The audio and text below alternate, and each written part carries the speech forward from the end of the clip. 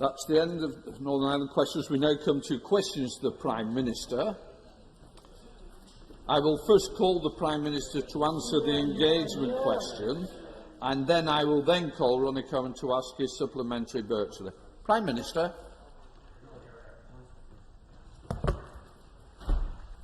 Thank you, Mr. Speaker.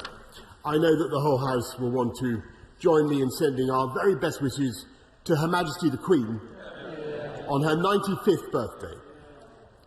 Mr. Speaker, last night's verdict in Minneapolis delivered justice for the family and friends of George Floyd, and I know that the thoughts of the whole House remain with them. Mr. Speaker, I welcome the decision taken by the 6 English football teams not to join the European Super League. The announcement was the right result for football fans, for clubs and for communities across the country. Mr. Speaker, this morning I had meetings with ministerial colleagues and others. In addition to my duties in this House, I shall have further such meetings later today. Let's go to Ronnie Cowan. Ronnie. Thank you very much, Mr. Speaker. May I extend my good wishes to the Queen today in what must be difficult times. I hope she finds she's surrounded by friends and family, and she can find it within herself to take some time to celebrate her 95th birthday. I know the Prime Minister is not a supporter of basic income, but given that Hull, Belfast, Norwich, Leeds, Lambeth, Guildford, Swansea and Glasgow, along with 24 other councils around the United Kingdom, have expressed a desire to run pilot schemes which will enhance all our knowledge of the pros and the cons, will the Prime Minister consider facilitating any pilot projects in the United Kingdom? And has the UK Government considered any research into basic income? And if so, what? Prime Minister. I'm grateful to the honourable member for his support for a UK-wide proposal. And I trust he understands the irony of that when you consider, Mr. Speaker, that his party, as I understand it, is still hell-bent on calling an irresponsible referendum on breaking up the United Kingdom. Let's go to Dr. Luke Evans. Luke. Thank you, Mr. Speaker. And as we come out of lockdown and look to the summer, many people are going to be concerned about their body image. And we know that there are 1.25 million people who suffer with eating disorders and 1 million people using steroids, and that number's getting worse. The Women and Equalities Committee 2 weeks ago released a report on body image, and they concluded that, I quote, doctored photos promoting unachievable body images were having a detrimental impact. So would the Prime Minister consider all options, including labelling digitally altered images, to help deal with the issues raised of body image? Prime Minister. Mr. Speaker, my honourable friend is raising a very important point, and I think he and the whole House are aware of the pressure that young people in particular can feel as a result of doctored images, and as part of the online advertising, the consultation on the online advertising programme, we will look at what we can do, and I know that we will be responding to the Select Committee's report in due course. We now come to the Leader of the Opposition, Keir Starmer. Thank you, Mr. Speaker. Can I join the Prime Minister in wishing Her Majesty a very happy birthday? The last few weeks have been a time of incredible personal anguish. We all send Her Majesty and the royal family our very best wishes.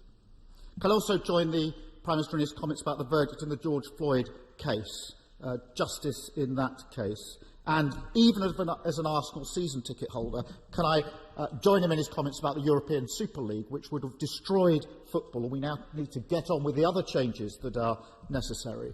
And finally, Mr. Speaker, can I also send my condolences to the family of Frank Judd, who died earlier this week. Frank was a much-loved member of this House and the other place for many decades, and highly respected as a Labour minister, a great internationalist and campaigner for peace and human rights, and he will be sadly missed. What does the Prime Minister think is the right thing to do if he receives a text message from a billionaire Conservative supporter asking him to fix tax rules? Prime Minister. Mr. Speaker, first of all, I echo the Right Honourable Gentleman's remarks about Frank Judd.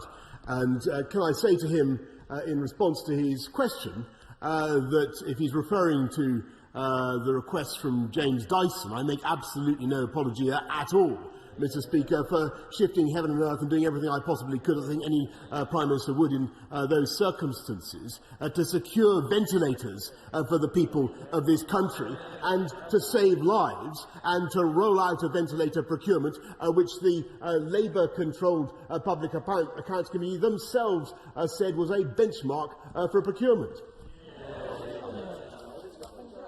Mr. Speaker, let's be clear what these texts show. The Prime Minister was lobbied by a wealthy businessman and a close friend for a change in the tax rules. Tax rules. The Prime Minister responded, "I'll fix it." Then, after a discussion with the Chancellor, who everybody seems to be lobbying these days, the Prime Minister texted his friend to say it's fixed. How many other people with the Prime Minister's personal number has he given preferential treatment to? Prime Minister. Mr. Speaker, I recall the right honourable gentleman at the time saying that we should do everything that we could to get more ventilators, and indeed he congratulated the rollout of the ventilator. He said that well done to everybody involved for the ventilator challenge. And I just remind the House what we were facing in March last year, Mr. Speaker, which was that we had a new virus which was capable of killing people in ways that we didn't understand. The only way to help them in extremis was to intubate them and put them on ventilation. We had 9,000 ventilators in this country, Mr. Speaker. We secured 22,000 as a result of that ventilator challenge. I think it was entirely the right thing to do, to work with all potential makers of ventilators at that time, Mr. Speaker. And by the way, so does the former leader of the Labour Party, a man to whom I think he should listen, Tony Blair. Keir Starmer. Mr. Speaker, I'm surprised the Prime Minister brings up former leaders, since it's his former leader, his friend, I think, Dave, who's at the heart of much of this. And I acknowledge thousands of businesses stepped up during the pandemic. That was a good thing, and we celebrate that. The difference is they didn't all have the chance to text the Prime Minister, ask him to fix the tax situation in exchange for doing that. That's the difference. At the heart of this scandal are people's jobs and wasted taxpayers' money. Take, for example, the thousands of jobs at Liberty Steel that are on the line, in Hartlepool, in Rotherham and elsewhere, following the collapse of Greensill Capital. The Prime Minister hasn't fixed that. In fact, he's done nothing to help steelworkers. Is it now, quite literally, one rule for those that have got the Prime Minister's phone number, another for everybody else? Prime Minister. Mr. Speaker, he calls it a scandal. He voted for the changes that we brought in. He called our ventilator challenge an outstanding success, and I think he was completely right. This is a government that gets on and delivers for people in distress and delivers on the people's priorities. And yes, of course, I am concerned for the families of steelworkers up and down the country. That's why the Business Secretary has been meeting with the unions and with the management of Liberty Steel repeatedly over the last few days. But we believe in British Steel, Mr. Speaker. It was under the last Labour government that jobs in steel fell by more than 50% and output fell by more than 50%. We've now got a 5 million tonne pipeline of British Steel with our massive infrastructure investments, and we intend to use our new freedoms under Brexit to make sure that procurement goes to British companies, Mr. Speaker. Keir Starmer. Well, he says we believe in British Steel. Well, do something. I have to say to the Prime Minister, steel workers waking up this morning will find it deeply offensive to hear the Prime Minister boasting to his friends that he's the First Lord of the Treasury and we can give you the backing we need. He won't give the steelworkers the backing that they need. Mr. Speaker, this shows once again that favours, privileged access, tax breaks for mates, they're the main currency of this Conservative government. And if that's not the case, Prime Minister, can the Prime Minister tell me if one of the 3 million self-employed people who've been excluded from government support for over a year and now face bankruptcy, if they text the Prime Minister to ask for a tax break so they can survive, would he change the rules for them too? Prime Minister. Mr. Speaker, we've given, this government, I should say, has supported the self-employed with more than £14 billion throughout the pandemic, and that's as part of a vast package of support for jobs and livelihoods across the country. We continue to do everything it takes, and I think that he should take back what he said about the ventilator challenge. He attacks the ventilator challenge now. Our efforts to get more ventilators at a very, very difficult time for this country. In the same way, Mr. Speaker, by the way, in which he opportunistically attacked the vaccine task force at a critical moment, which he will recall. Mr. Speaker, we take the tough decisions that are necessary to protect the people of this country and get things done. Mr. Speaker, if I had to correct the Prime Minister for everything he gets wrong, I'd be here all day. I take it that's a no as an answer to the question in relation to the £3 million. And there we have it. An open door, but for those with the Prime Minister's number, a closed door to the £3 million. What this shows once again is the extent of the sleaze and cronyism that's at the heart of his Conservative government. Let me try another way, Prime Minister. Let me try another way. If an NHS nurse, Prime Minister, who's been working on the front line during the pandemic, had the Prime Minister's phone number, would they get the pay rise they so obviously deserve? Mr. Speaker, I'm proud of what this government has done to support the NHS throughout the pandemic, with record investments and with another £92 billion that we put in to support the NHS throughout the pandemic. And what we're doing to help nurses, as he knows, is last year putting in the bursary of £5,000 plus the £3,000 on top to help them with training and the costs of childcare, a 12.8% increase on starting salary just in the last couple of years, Mr. Speaker. And above all, this is the government that is helping nurses and helping the profession by recruiting more than ever before. And there are already 50,000 more people in the NHS this year than there were last year, Mr. Speaker, and 10,600 more nurses. That's what I'd say to many of the nurses that I've talked to in the last few days and weeks, and we will continue to back them to the hilt. Yes, Starmer. If the Prime Minister had been talking to the NHS frontline, he'd know just how insulted they are by his pay cut after everything they've put in the last year. They didn't get a text from the Prime Minister. They got a kick in the teeth. Mr. Speaker, there's a pattern to this government. The Prime Minister is fixing tax breaks for his friends. The Chancellor is pushing the Treasury to help Lex Greensill. The Health Secretary is meeting Greensill for drinks. And David Cameron's texting anybody who'll reply. Every day there are new allegations about this Conservative government. Dodgy PPE deals, tax breaks for their mates.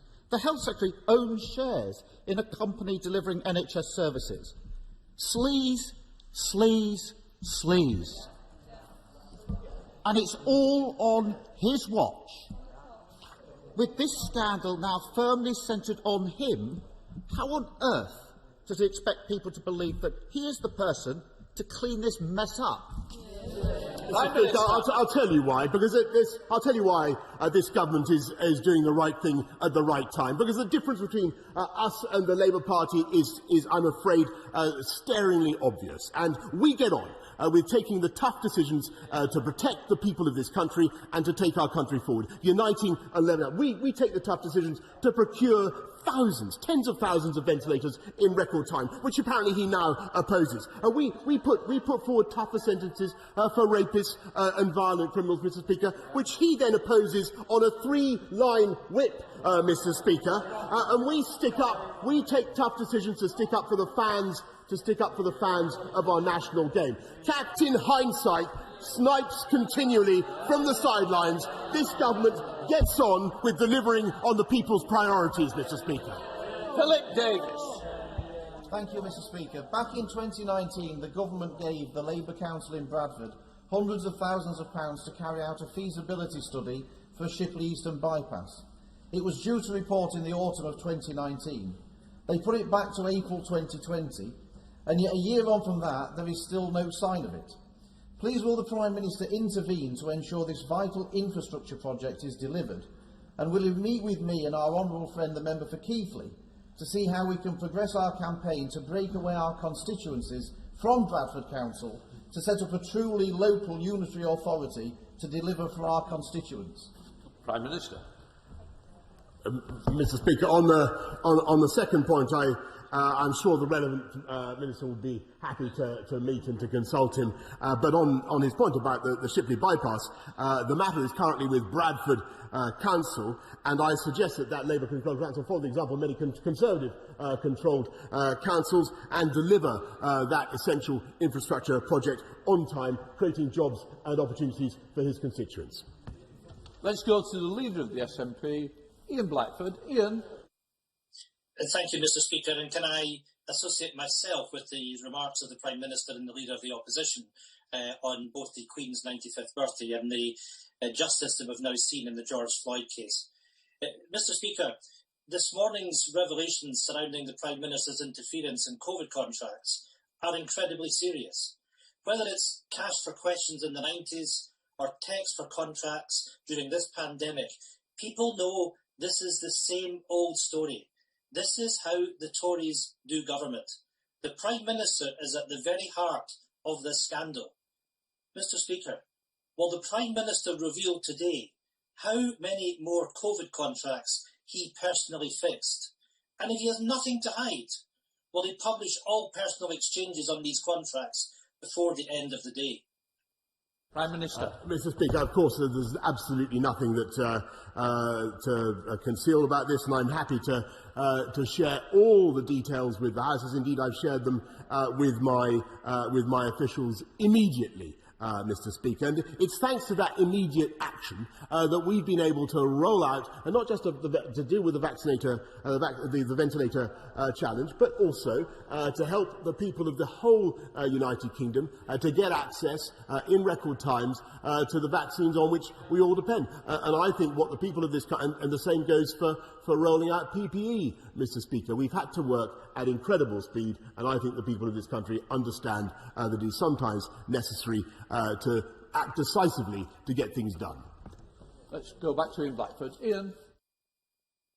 If the Prime Minister says there's nothing to see here, publish them. Let us all see them. Let's have that transparency, because frankly, his excuses just don't stack up. Last March, the Prime Minister and the Chancellor had all the time in the world to fix contracts for a cosy club of friends and Tory donors, but didn't have any time to support the millions of self-employed. Those 3 million people didn't have a David Cameron or a James Dyson to text the Prime Minister for them. They were on their own, and they were left behind by this Prime Minister. This Tory text for contract scandal is growing more and more serious with every revelation. The Prime Minister was eager to initiate an inquiry into his predecessor, David Cameron. Will be as quick to commit to a public and comprehensive inquiry into himself and his own government. Politics, Prime Minister. Mr. Speaker, he says we had all the time in the world. In fact, as the House will recall, at the end of March last year, the pandemic was taking off very fast, and we had to act very fast, as I think people up and down this country understand. And I thought that his dog just made a more sensible contribution just now than he did. Fair Jones. Thank you, Mr. Speaker. Farmers in Bradford and Radnorshire have worked tirelessly to give us world-class British food throughout the pandemic. In return, the Welsh Labour and Liberal Democrat government have given them a slap in the face with their nitrate vulnerable zone policy, which will do nothing for water quality and ignores the water companies dumping thousands of tonnes of sewage into our rivers. Mr. Speaker, does the Prime Minister agree with me that this demonstrates Welsh Labour's absolute contempt for rural areas like mine? Yes, she is entirely right, Mr. Speaker, because agriculture is, of course, devolved in Wales, and if people want to send a clear signal and they want change in the way farmers are treated in Wales, and I hope they will vote Conservative in the Welsh Assembly elections in just 2 weeks' time and vote for a party that actually champions agriculture and believes in it. Let's go to Sir Geoffrey Donaldson. Sir Geoffrey. Prime Minister, I was proud to put on the uniform of the Crown and to serve with tens of thousands of men and women from our armed forces and our police in protecting the entire community in Northern Ireland from the ravages of terrorism during our troubled past. The Prime Minister gave a commitment in his election manifesto to introduce legislation to protect those men and women from vexatious prosecutions. Will the Prime Minister stand by and honour that commitment? Prime Minister. I thank the right honourable gentleman very much for, first of all, for his service, and I know that the whole House will agree. And I want to put on record, by the way, Mr. Speaker, my thanks to the former Minister for Veterans for all that he did to help with improving the lot of veterans across our country. And we have protected many veterans with the Overseas Operations Bill. There is more to be done, as he rightly says, in the case of veterans of the Northern Ireland conflict, and we will be bringing forward further measures in due course. Let's go to Ian Levy. Ian.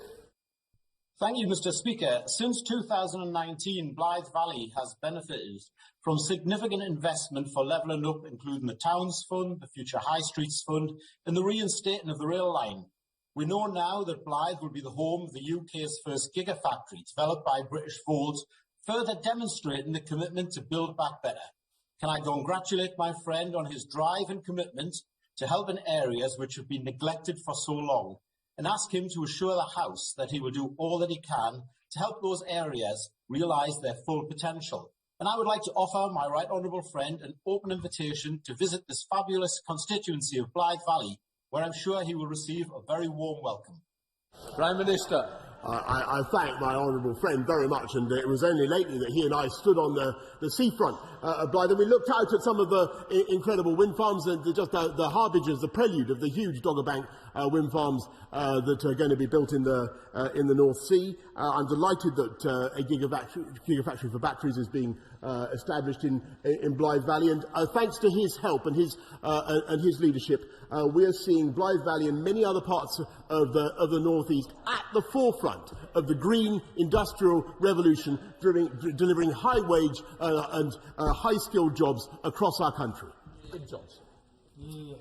Thank you, Mr. Speaker. Last week, hundreds of GMB gas engineers were sacked for refusing to sign new contracts, expecting them to work harder and get paid less. Fire and rehire, abuses by rogue employers are spreading through workplaces like a virus. The government has called the practice unacceptable and bully boy tactics, but refused to take action to ban it. I'm giving the Prime Minister the chance to show us all where he stands. Will he commit here and now to include proposals to end this shameful and immoral practice of fire and rehire in next month's Queen's speech? Yes or no? Prime Minister. I repeat what I've said about that practice, and if she'd be kind enough to send me particular details about the case that she mentions, she raises, I will be happy to take it up. Dr. Benspot. Thank you, Mr. Speaker. Access to superfast broadband is critical in today's society, but many people living in Runnymede and Weybridge can't access it. And while this question is essential viewing, my constituents may struggle to watch it streaming at home this evening if someone else is catching up on the MasterChef final. Does my right honourable friend share my ambition that everyone in Runnymede and Weybridge should have access to superfast broadband, just as every house should have access to water and electricity? Prime Minister. I thank my honourable friend, and he's entirely right, and that's why we've massively accelerated the rollout of gigabit broadband, superfast broadband and gigabit broadband, and coverage of reliable gigabit broadband was just 9% when this government took over. It will be 60% by the end of this year, and we're driving it up across the whole country, uniting and levelling up and unleashing the potential of the entire of the UK. Thank you. Day after day, we see more corruption come to light. Yet day after day, I speak to more desperate constituents who are excluded from this government's support. People who've lost livelihoods, homes, businesses built up over the years and been unable to put food on their table. And yet it seems all they needed was the Prime Minister or Chancellor's phone number. Frankly, I'm ashamed on behalf of this country. So will the Prime Minister and Chancellor now take the calls of my constituents in Cardiff North and meet with me and them to discuss how they can rebuild their lives after losing so much? Prime Minister. Mr. Speaker, I'm proud of the rollout of the ventilators, 30,000 that we delivered from scratch. I'm proud of it. I'm proud of the decisions that we took. I'm proud of what we did, criticised by the Labour Party, to roll out vaccines at record speed. I'm proud of what we did to support the people of this country throughout the pandemic, with an overall package of £407 billion to support people in this country. And this country will bounce back all the better and all the stronger because of the strong economy that we ensured that this country had going into the crisis, which would have been impossible, Mr. Speaker, under a Labour government. And that is what she should tell her constituents. Andrew Rosner. Mr. Speaker, I was deeply concerned at the weekend, following reports in the Sunday Express, that the statue of the great United States President Ronald Reagan, which once stood in Grosvenor Square, has been removed and remains out of public sight. I know the Prime Minister will agree with me that President Reagan was a true friend to the United Kingdom, who, alongside Margaret Thatcher, ended the Cold War and supported Britain during the liberation of the Falkland Islands. Now that our American friends have moved to a new embassy in Wandsworth, would the Prime Minister agree with me that President Reagan's statue should be moved to a more prominent location on Parliament Square so that visitors from home and across the globe can honour this remarkable man? Prime Minister. Did you notice, Mr. Speaker, how the benches opposite recoiled at the idea of the recapture of the Falkland Islands, when you've just heard an honourable member say that she was ashamed of her country, Mr. Speaker? It is no wonder that people take that kind of attitude. I think that he's entirely right in what he says about President Reagan. I think he was a very distinguished president. It's not up to me to install a statue for him. I think that's for the Greater London Authority. I think he has to appeal to the current Mayor of London, or let's hope there's a new one to do justice to the memory of Ronald Reagan. Let's go to Dr. Philippa Whitford. Philippa. Thank you very much, Mr. Speaker. Polio, a disease that kills and maims children, has been eliminated in all but one region of the world due to the incredible work of the Global Polio Eradication Initiative. In 2019, the UK International Development Secretary pledged £400 million to the programme, as he said to do otherwise would risk a return to thousands of new polio cases every year. So will the Prime Minister now reassure the House that he will honour that commitment? Yes, Mr. Speaker, the Global Polio Eradication Initiative has been backed by £1.37 billion in UK aid since 1995, and as she rightly says, there are many proud successes of that programme in polio across the planet, very largely thanks to the help of the British taxpayer, has been almost eliminated. Let's go to Sakib Bhatti. Sakib. Thank you, Mr. Speaker. I'm pleased that common sense has prevailed and that all 6 English clubs have now committed to withdrawing from the European Super League. Does my right honourable friend agree that if we are to protect the beautiful game further, football clubs must put fans at the heart of their decision-making? Prime Minister.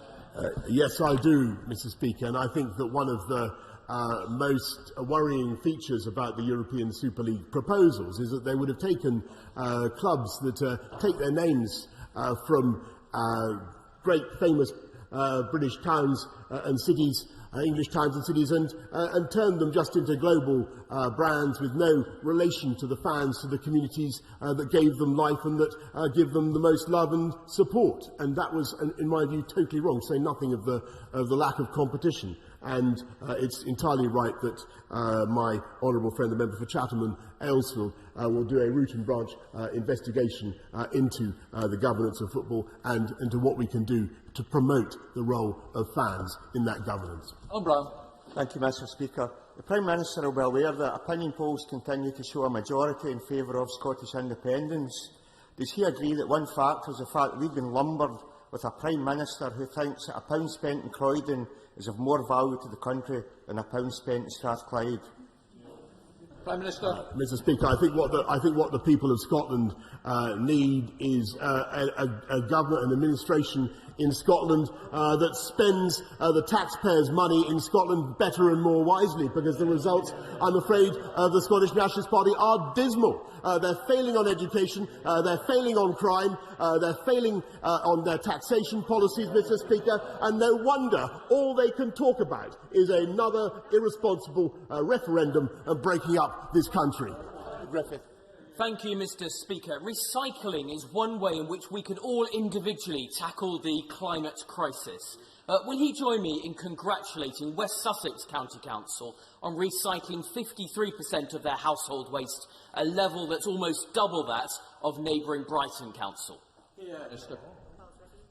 My honourable friend draws attention to a very valuable and important point, which is across the country, Mr. Speaker, it is Conservative councils that keep your council tax low, overwhelmingly, and deliver better services, such as recycling. And he's absolutely right to laud the efforts of the Conservative-led council in West Sussex, Mr. Speaker. Let's go to Carl Turner. Carl. In a recent Conservative Party political broadcast, the Home Secretary claimed that only Conservative police and crime commissioners are responsible for increasing police officer numbers.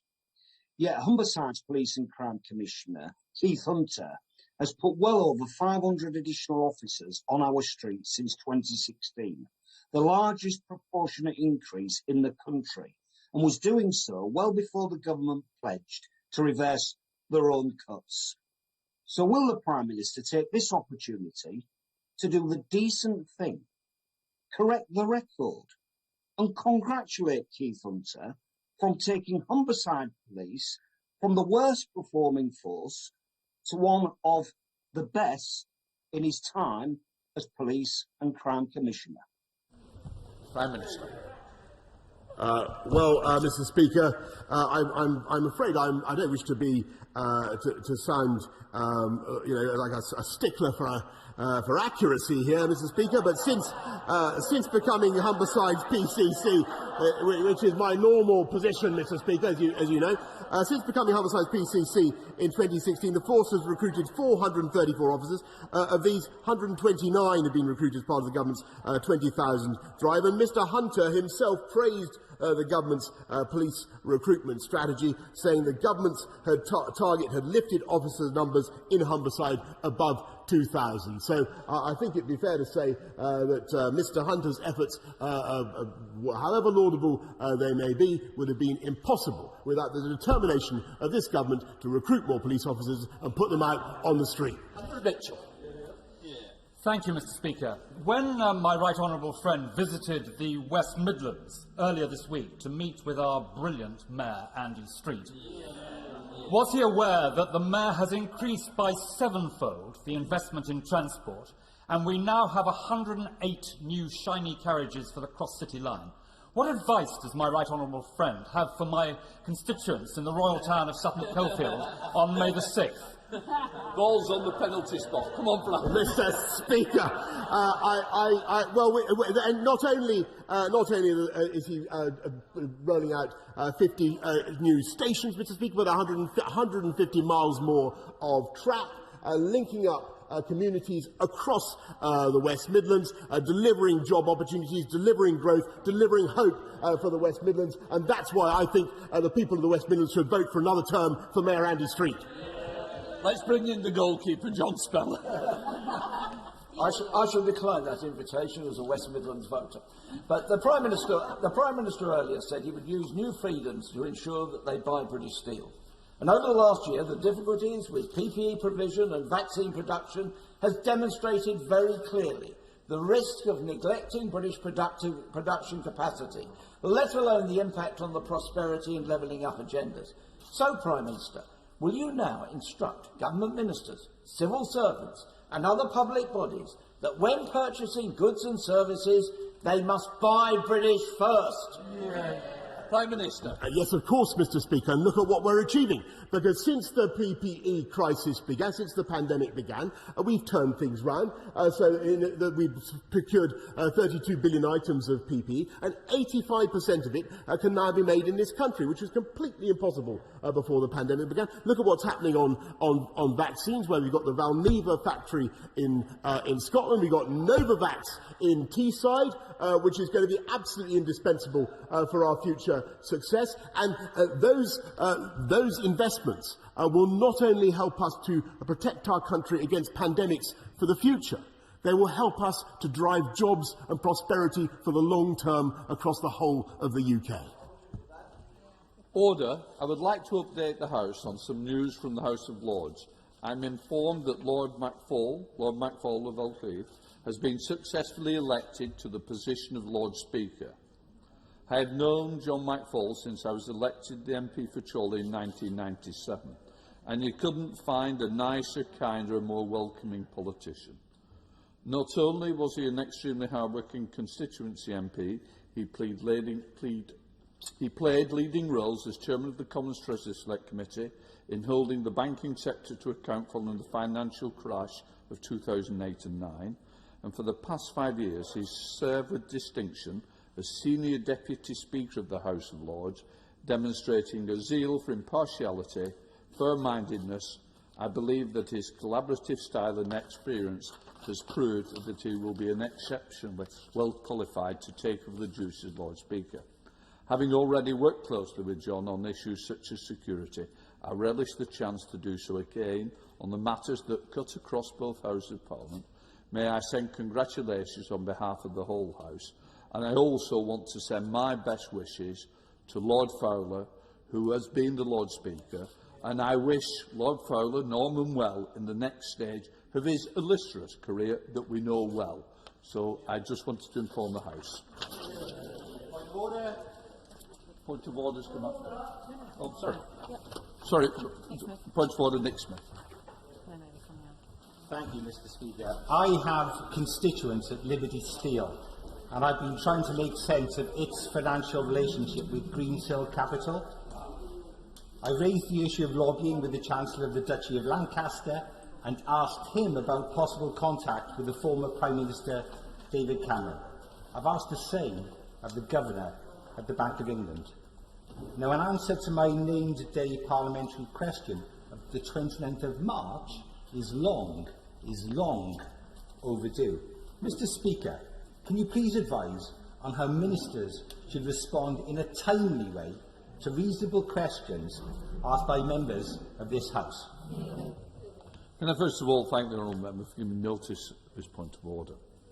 All honourable members are entitled to expect a timely response to their parliamentary question. In this case, those on the Treasury front bench will have heard the point of order, and I am sure that the matter will now be looked into. If the honourable member does not receive a response to his question, he might wish to talk to the table office about ways to pursue this matter. But I would point out, and quite strongly, that we are talking about people's lives, communities, and I would expect that ministers take seriously the role and the duty they have to members of Parliament who have been elected for those constituencies. Whatever political side, MPs quite rightly deserve the answer to questions. There is no reason for them not to answer timely. So I hope the message goes clearly across to the bench. Point of order, Colin Eastwood. Speaker, during Northern Ireland questions, the Secretary of State accused members of my party of making incendiary remarks on Twitter. He should know by now that words in this chamber have an implication on the streets. We've seen it too many times. As someone who's been sitting in his ivory tower during all this trouble, when the rest of us were on the street toe-to-toe with the men of violence, will you ask him to come to this House and clarify his remarks, please, Mr. Speaker? Can I say, it's no point of order for the Chair, but what I can assure the member is it's now on the record, and certainly his point will have been heard. Thank you. Right, I am now suspending the House for 3 minutes to enable the necessary arrangements for the next business to be made. Order.